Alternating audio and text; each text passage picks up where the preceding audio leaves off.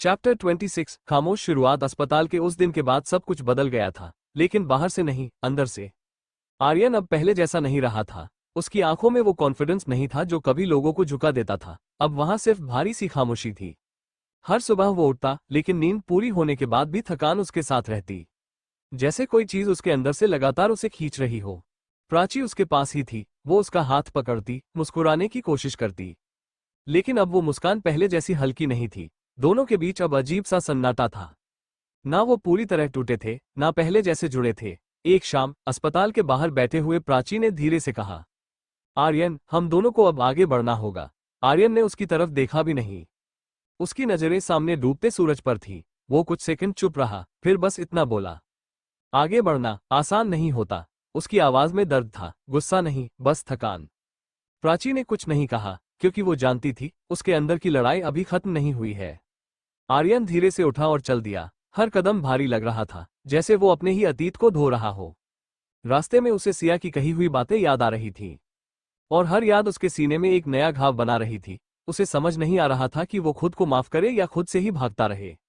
उस रात आर्यन बहुत देर तक अकेला बैठा रहा। न फोन, न आवाज, सिर्फ वो और उसका पछतावा। और पहली बार उसे एहसास हुआ, कभी कभी सबसे बड़ी सजा कोई और नहीं देता, हम खुद को ही दे देते हैं। आगे जानने के लिए सुनते रहिए। साथी, एक अमर प्रेम कहानी। चैप्टर 27 सिया की खामोश दुनिया। शहर की तेज रफ्तार से दूर एक छोटे से कमरे में सिया अकेली बैठी थी। दीवारें खाली थीं, जैसे उसके अंदर का मन। अब उसकी जिंदगी में न कोई शोर था, न कोई लड़ाई। बस एक अजीब सा सन्नाटा था जो हर दिन उसे और अंदर से खाली कर रहा था। वो अक्सर खिड़की के पास बैठकर बाहर देखती रहती, लोग आते जाते रहते, लेकिन उसके लिए सब रुक सा गया था। रात को जब नींद आती भी थी तो सपने नहीं, यादें आती थीं। वो हादसा, वो दर्द, और वो चेहरा जिसे वो कभी भूल नहीं पाए। मैंने बदला लिया, लेकिन खुद को भी खत्म कर दिया, वो खुद से धीरे धीरे कहती। उसके हाथ में अब एक छोटी सी डायरी थी, जिसमें उसने सब लिखा था। गुस्सा, दर्द, और वो सच जो उसने इतने साल छुपाकर रखा था। लेकिन अब लिखने के लिए शब्द कम पड़ने लगे थे, क्योंकि अब उसके अंदर कुछ बचा ही नहीं था। एक दिन वो बाहर निकली। हल्की हवा चल रही थी और आसमान बादलों से ढका था। वो एक पुल के पास रुकी। नीचे पानी बह रहा था, शांत लेकिन गहरा। उसने पानी को देखा और सोच में डूब गई। क्या सच में बदला ही सब कुछ होता है? उसके चेहरे पर पहली बार एक अजीब सी थकान और शांति दोनों साथ थे। तभी उसका फोन बजा, लेकिन उसने उठाया नहीं। वो जानती थी अब कोई भी कॉल उसके अंदर का खालीपन नहीं भर सकता। धीरे धीरे उसने फोन बंद कर दिया, और पहली बार उसने खुद से कहा, अब मुझे आगे बढ़ना होगा, चाहे दर्द के साथ ही क्यों न हो। वो मुड़ी और धीरे धीरे चल दी, इस बार भागने के लिए नहीं, बल्कि जीने के लिए। आगे जानने के लिए सुनते रहिए साथी, एक अमर प्रेम कहानी। चैप्टर 28 आर्यन की लड़ाई। खुद से अंधेरी रात थी। आर्यन अपने कमरे में अकेला बैठा था। कमरे में सिर्फ एक टेबल लैंप जल रहा था, जिसकी हल्की रोशनी उसकी थकी हुई आंखों पर पड़ रही थी। चारों तरफ सन्नाटा था, लेकिन उसके अंदर तूफान चल रहा था। वो लगातार एक ही बात सोच रहा था, अगर उस रात मैंने वो फैसला नहीं लिया होता तो क्या सब अलग होता। उसका फोन पास पड़ा था, स्क्रीन बंद थी, लेकिन दिमाग में यादें लगातार चल रही थीं। प्राची का रोना, सिया का दर्द, और खुद उसकी बेबसी।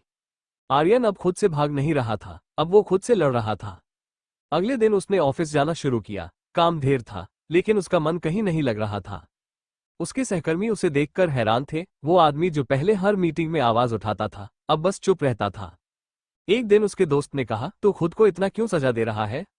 आर्यन ने फाइल बंद की और धीरे से बोला, ये सजा नहीं है, ये जिम्मेदारी है। उसकी आंखों में अब दिखावा नहीं था, सिर्फ सच्चाई थी। लेकिन रातें अभी भी मुश्किल थीं। हर रात वो अकेला बैठकर अपने फैसलों को दोहराता था। कभी उसे गुस्सा आता खुद पर, कभी रोना, और हर बार वही सवाल, क्या मैं सच में बदल सकता हूं? लेकिन इस बार जवाब धीरे धीरे बदल रहा था। शायद हाँ, क्योंकि अब वो भाग नहीं रहा था, वो सामना कर रहा था। और यही उसकी सबसे बड़ी शुरुआत थी। जानने के लिए सुनते रहिए परिक्रमा करते दिल साथी, एक अमर प्रेम कहानी। तो मिलते हैं नेक्स्ट एपिसोड में। Hand waving. चैप्टर 29 बारिश वाला सामना। बारिश तेज थी, आसमान जैसे अपनी सारी उदासी जमीन पर उतार रहा था। शहर की भीगी हुई सड़कों पर लोग भाग रहे थे, लेकिन आर्यन वहीं खड़ा था। छत के नीचे नहीं, बारिश के बीच। उसके हाथ में एक फाइल थी, लेकिन उसका ध्यान कहीं और था। आज उसका मन पहले जैसा बेचैन नहीं था। आज वो खाली नहीं, बल्कि तैयार था। तभी सामने से एक जाना पहचाना चेहरा आया, सिया। वो धीरे धीरे चलती हुई उसके सामने रुक गई। दोनों के बीच बारिश की बूंदें गिर रही थी, लेकिन खामोशी उससे भी भारी थी।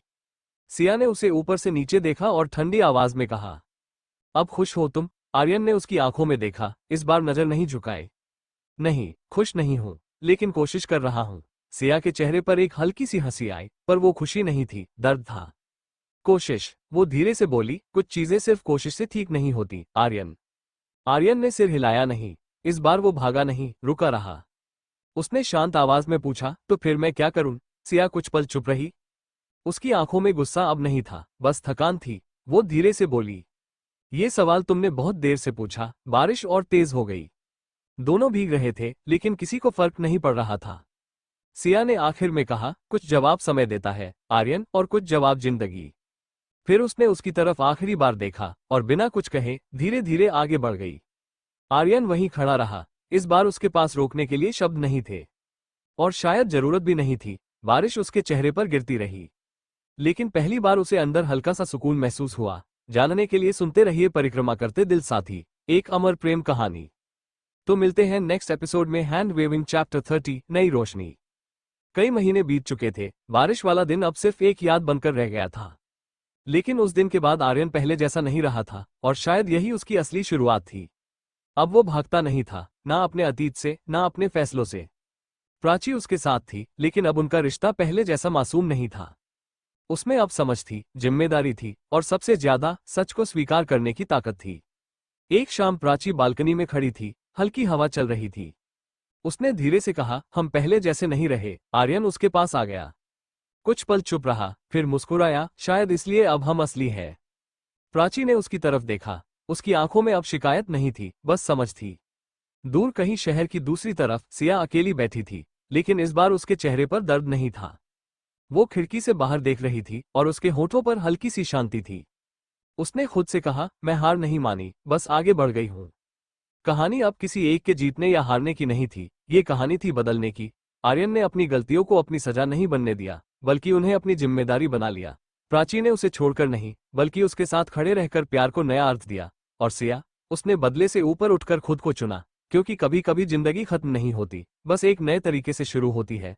आर्यन ने आसमान की तरफ देखा, और पहली बार उसे डर नहीं, उम्मीद महसूस हुई। जानने के लिए सुनते रहिए परिक्रमा करते दिल साथी, एक अमर प्रेम कहानी। तो मिलते कल रात को 9 बजे।